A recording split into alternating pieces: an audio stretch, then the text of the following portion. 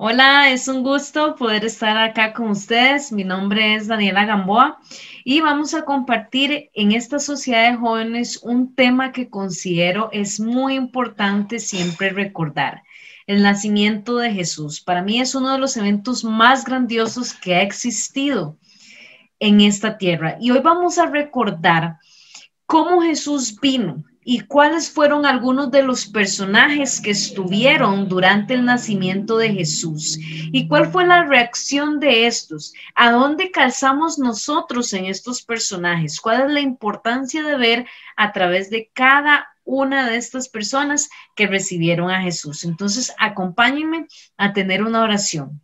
Inclinemos el rostro y oremos.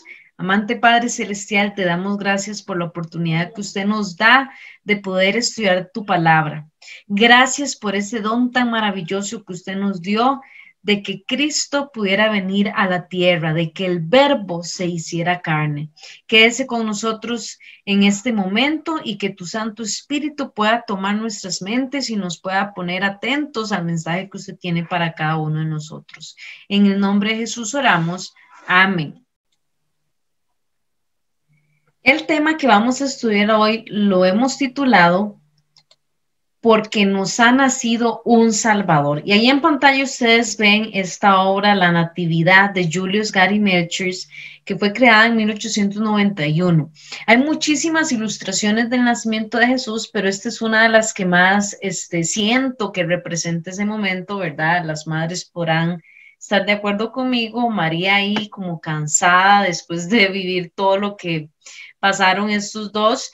Y luego viene José y se ve un poco preocupado ahí a la par. Y es que el nacimiento de Jesús es algo que nosotros siempre deberíamos recordar, porque no solo nació un bebé, sino que nos nació un Salvador. Recordemos que como seres humanos, desde Adán y Eva, cuando cayeron y se dieron a la tentación y pecaron, fuimos vendidos en esclavitud al pecado.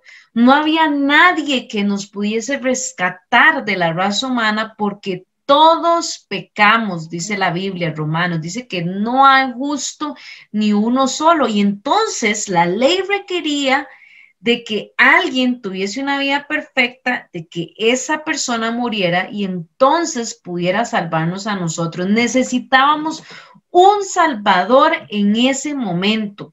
Y entonces el Verbo se hace carne, Jesús nace, pero hay todo un contexto y las personas que están en ese momento que son interesantes poder estudiarlas. Entonces vamos a iniciar con el escenario del nacimiento de Jesús. Dice aquí que los sacerdotes y los maestros de la nación no sabían que estaba por acontecer el mayor suceso de los siglos. Repetían sus rezos sin sentido y ejecutaban los ritos del culto para ser vistos de los hombres, pero en su lucha para obtener riquezas y honra mundanal. No estaban preparados para la revelación del Mesías y la misma indiferencia reinaba en toda la tierra de Israel. O sea, quiere decir que la gente no sabía que estaba por suceder uno de los eventos más grandiosos en la tierra. Un Salvador iba a nacer, Jesús iba a nacer, y la gente ni siquiera tenía idea de que esto iba a suceder, ni siquiera los que tenían que estar prestos como los sacerdotes y los maestros de la nación.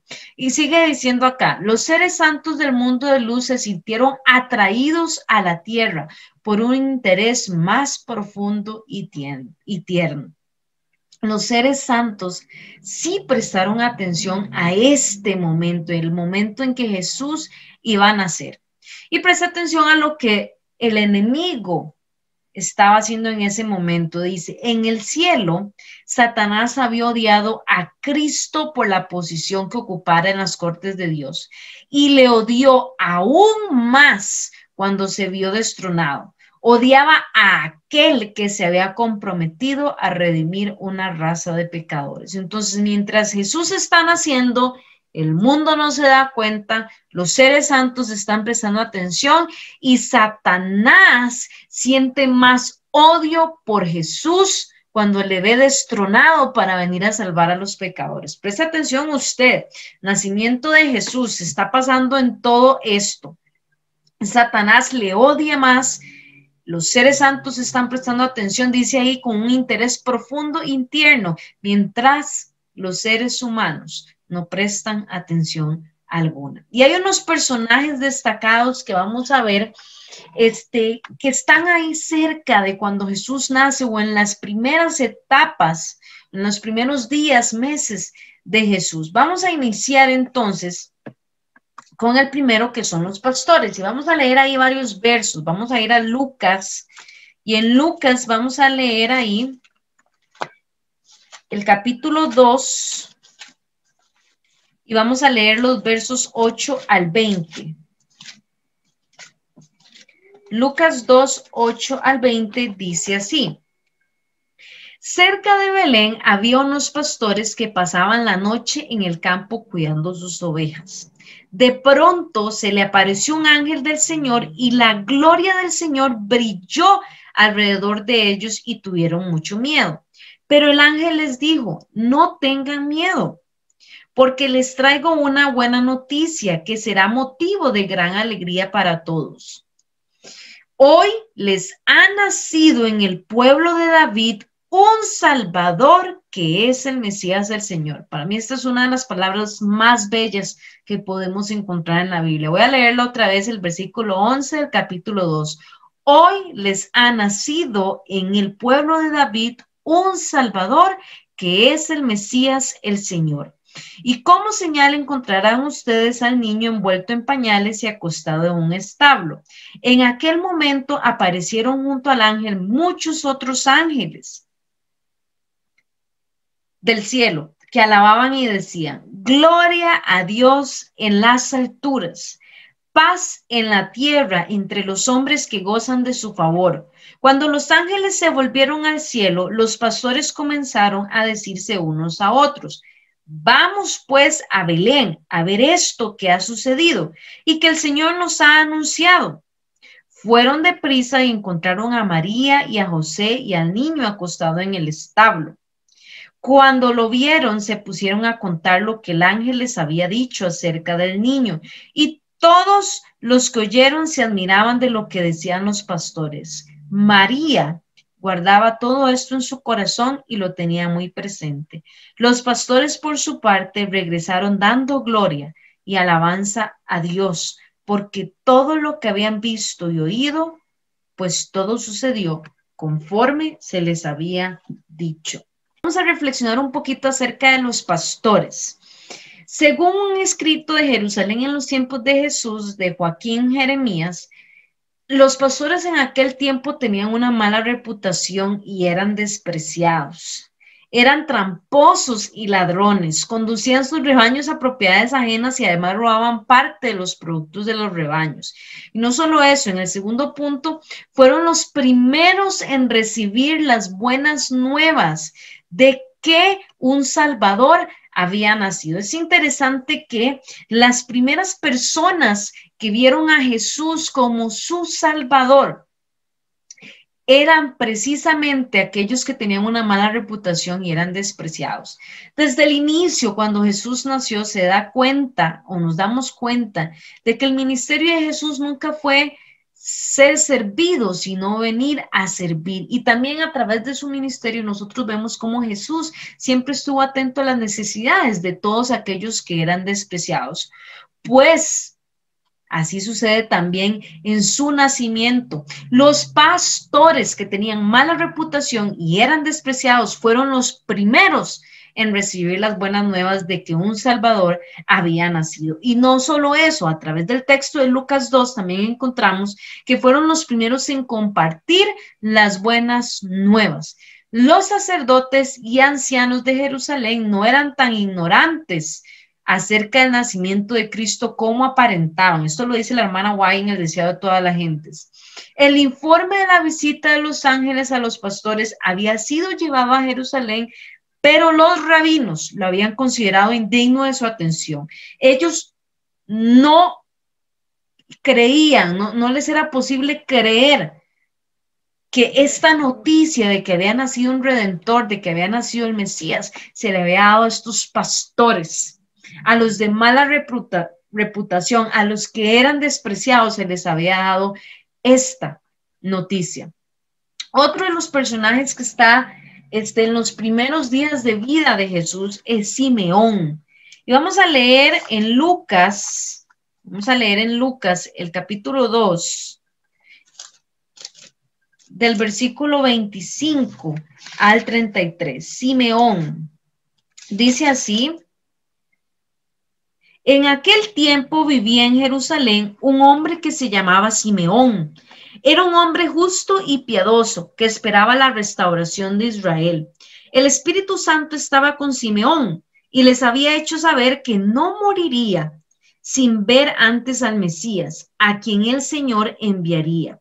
Guiado por el Espíritu Santo, Simeón fue al templo y cuando los padres del niño Jesús lo llevaron también a él, para cumplir con lo que la ley ordenaba. 8. Simeón lo tomó en sus brazos y alabó a Dios diciendo: ahora, Señor, tu promesa está cumplida, puedes dejar que tu siervo muera en paz, porque ya he visto la salvación que has comenzado a realizar a la vista de todos los pueblos, la luz que alumbrará a las naciones y que será la gloria de tu pueblo Israel. El padre y la madre de Jesús se quedaron admirados al oír lo que Simeón decía del niño.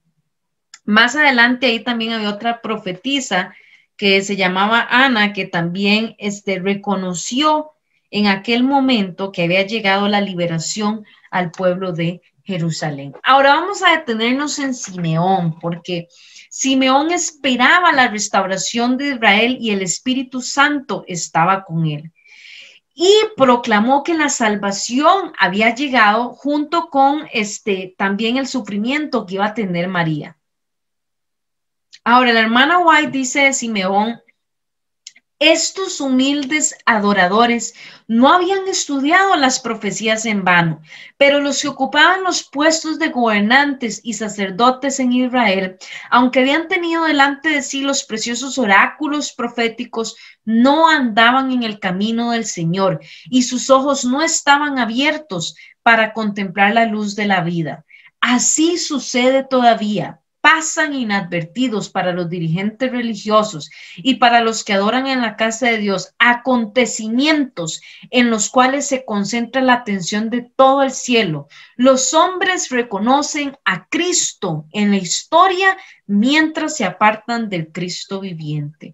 Quiere decir que mientras Jesús nacía, los sacerdotes y los gobernantes seguían haciendo todos los rituales que apuntaban al Cristo que había de venir, mientras ese Cristo ya estaba en medio de ellos. Y mientras ellos reconocían al Cristo de las Escrituras, no reconocieron al Cristo que había venido, al Cristo viviente. Otro de los personajes que también son mencionados en estos primeros días del nacimiento de Jesús los encontramos en Mateo 2, 1 al 12. Y aquí hablamos de los sabios del oriente. Vamos a leer Mateo 2, del 1 al 12. Dice así: Jesús nació en Belén, un pueblo de la región de Judea, en el tiempo en que Herodes era el rey del país. Llegaron por entonces a Jerusalén unos sabios del oriente que se dedicaban al estudio de las estrellas y preguntaron: ¿dónde está el rey de los judíos que ha nacido? Pues vimos salir su estrella y hemos venido a adorarlo. El rey Herodes se inquietó mucho al oír esto y lo mismo les pasó a todos los habitantes de Jerusalén. Mandó el rey a llamar a todos los jefes de los sacerdotes y a los maestros de la ley y les preguntó dónde había de nacer el Mesías. Ellos le dijeron: en Belén de Judea, porque así lo escribió el profeta. En cuanto a ti, Belén, de la tierra de Judá, no eres la más pequeña entre las principales ciudades de esta tierra, porque de ti saldrá un gobernante que guiará a mi pueblo Israel. Entonces Herodes llamó en secreto a los sabios y se informó por ellos del tiempo exacto en que había aparecido la estrella. Luego los mandó a Belén y les dijo: vayan allá y averigüen todo lo que puedan acerca de este niño. Y cuando lo encuentren, avísenme para que yo también vaya a rendirle homenaje. Con estas indicaciones del rey, los sabios se fueron y la estrella que habían visto salir iba delante de ellos, hasta que por fin se detuvo sobre el lugar donde estaba el niño. Cuando los sabios vieron la estrella, se alegraron mucho. Luego entraron en la casa y vieron al niño con María, su madre, y arrodillándose le rindieron homenaje. Abrieron sus cofres y le ofrecieron oro, incienso y mirra. Después, advertidos en sueños de que no debían volver a donde estaba Herodes, regresaron a su tierra por otro camino. La hermana White dice que los magos del Oriente eran filósofos. Pertenecían a la clase numerosa e influyente que incluía hombres de noble alcurnia y poseía gran parte de las riquezas y del saber de su nación. La luz de Dios, y esto es lo importante acá, está siempre resplandeciendo aún en medio de las tinieblas del paganismo. A veces creemos que solo los adventistas, que solo los cristianos, pero la hermana White es muy clara aquí en decir, la luz de Dios está siempre resplandeciendo en medio de las tinieblas del paganismo. Mientras estos magos estudiaban los cielos tachonados de estrellas y trataban de escudriñar el oculto misterio de sus brillantes derroteros, contemplaban la gloria del Creador, buscando un conocimiento más claro. Se dirigieron a las escrituras hebreas. En su propia tierra se conservaban escritos proféticos que predecían la llegada de un maestro divino. Los sacerdotes repetían tradiciones, hacían alarde de su religión y de su piedad personal mientras denunciaban a los griegos y a los romanos como paganos y más pecadores que los demás. Los magos no eran idólatras, y a la vista de Dios ocupaban una posición mucho más elevada que aquellos que profesaban adorarle, y sin embargo los judíos los consideraban paganos. Los sabios del Oriente, los que no son de la iglesia, vinieron a adorar a Jesús. Ahora, por último, tenemos a los sacerdotes y a los maestros de la ley. El espíritu de profecía dice de esta manera: no podía ser, razonaban, que Dios los hubiera pasado por alto para comunicarse con pastores ignorantes y gentiles incircuncisos, como lo habíamos visto al inicio. Resolvieron demostrar su desprecio por los informes que agitaban al rey Herodes y a toda Jerusalén. Y vea qué impresionante esto. Ni aún quisieron ir a Belén para ver si las cosas eran así. E indujeron, vea qué grave, al pueblo a considerar el interés en Jesús como una excitación fanática. Así empezaron a rechazar a Cristo, los sacerdotes y los rabinos. Desde entonces su orgullo y terquedad fueron en aumento hasta transformarse en odio arraigado contra el Salvador. Mientras Dios estaba abriendo la puerta a los gentiles, los dirigentes judíos se la estaban cerrando a sí mismos. Un Salvador estaba naciendo. Y mientras ese Salvador estaba naciendo, había todo un contexto. El pueblo que se supone que debía estarlo esperando, no lo estaba esperando. En ese momento también los seres celestiales estaban con profundo interés y ternura viendo ese suceso. Mientras tanto, Satanás odiaba el hecho de que Jesús hubiera dejado todo lo que tenía para venir a salvar a los pecadores. Y entonces hay varias personas que están con Jesús o se relacionan con Jesús en ese momento. Tenemos a los pastores, que fueron los primeros en recibir las buenas nuevas y los primeros en compartirlas, a pesar de su condición, que eran despreciados por la sociedad. Luego tenemos a Simeón, que era un hombre que había esperado la restauración de Israel y sí, por medio del Espíritu Santo, logró reconocer que la salvación había llegado. Yo podría decir que Simeón era como parte de ese remanente que estaba en la iglesia, pero también supo cuándo la salvación había llegado. Por otro lado, tenemos a los magos, a los sabios del Oriente, que no eran parte del pueblo de Dios, pero que también la luz de Dios brilló y pudieron llegar a conocer al Salvador. Y por último tenemos a los que se supone que tenían que estar atentos al nacimiento de Cristo, a los sacerdotes y a los maestros de la ley.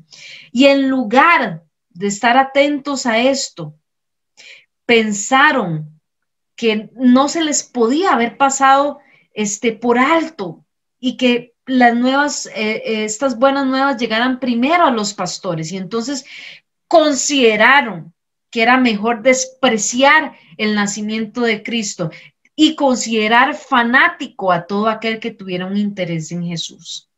Ahora, ¿quién serás? Jesús viene por segunda vez. ¿Estarás esperando a Jesús cuando vuelva por segunda vez? Usted sabe que es muy triste saber que el pueblo de Israel esperó al Mesías, pero no le recibió. Le recibió los pastores, los sabios. No eran parte del pueblo de Dios precisamente, pero aquellos que eran los líderes, los que estaban a cargo de los libros y leían las profecías, no esperaron a Jesús. Y aun cuando lo tuvieron ahí, cuando escucharon las noticias, decidieron con orgullo despreciar la noticia. Cuando Jesús venga por segunda vez, ¿quiénes vamos a ser nosotros? Vamos a ser quizás aquellos que aún teniendo toda la información, todo el espíritu de profecía, toda la Biblia, no vamos a estar listos para cuando Jesús venga. O vamos a ser como Simeón, que va a estar siempre ahí esperando y que va a reconocer, como cuando tuvo al bebé en las manos, que la liberación había llegado en ese momento. Hay un texto en 2 de Timoteo 8 que dice: acuérdate de Jesucristo, del linaje de David, resucitado de los muertos conforme a mi evangelio. Sería bueno que nosotros día con día reconozcamos y recordemos que nos ha nacido un Salvador. Saben, mis hermanos, eso es una bendita esperanza, saber que hay un Salvador que nació, que murió y que resucitó y que hoy intercede por nosotros. Debemos acordarnos de eso. Y por eso en esta tarde quiero recordarte que nos ha nacido un Salvador. Hay esperanza en este mundo. En este mundo que ahora está lleno de caos, hay esperanza porque nos ha nacido un Salvador. Inclinemos el rostro. Padre Celestial, te damos gracias porque nos ha nacido un Salvador. Ayúdanos a tener nuestro corazón abierto, a tener nuestro corazón tierno y blando a tu llamado. Que podamos recordar en cada uno de nuestros días que nos ha nacido un Salvador y que podamos aceptar también ese Salvador y podamos ser parte de esa salvación que usted nos ofrece. Gracias por tu palabra. Gracias por tu amor y por tu misericordia. En el nombre de Jesús oramos. Amén. Que Dios los bendiga, mis hermanos.